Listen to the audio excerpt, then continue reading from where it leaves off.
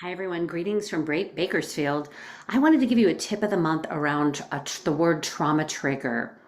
Um, a lot of organizations and trainings are moving their language.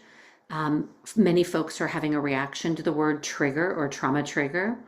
And I think it's important for you to know, and I think it's important for you to to understand some of the language that people are using, or if it comes up in one of your trainings, that you're prepared. And there are certain organizations and community resilience models that continue to change the language throughout. Like we've moved from trauma informed to trauma responsive. That's an example of a new trending topic with new whys behind it.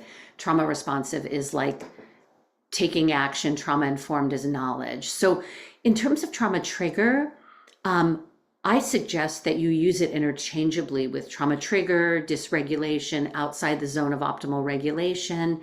And some of the trauma field folks are adhering to different words. They're moving away from trauma trigger because that can be triggering. And they're using words like memory capsules. The Trauma Resource Institute is using memory capsules. The zone of optimal regulation for them is called the Resiliency Zone. We do not use the word reptile, mammal, brain anymore.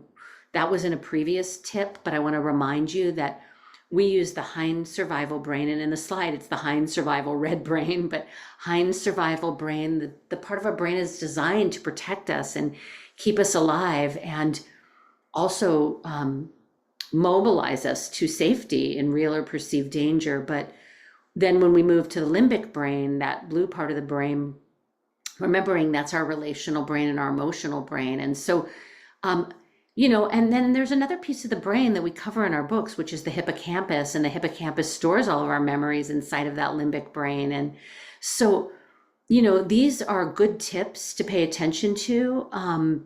And to use language interchangeably, to name the interchangeable languages. And, I think it was just important that we all pay attention to that. And if anytime you do a training and someone speaks up, you can call me, run it by me, be a thinking partner with me, because I think, we're continually trying to update you on current themes and patterns that are happening. All right. Thank you so much. Take care.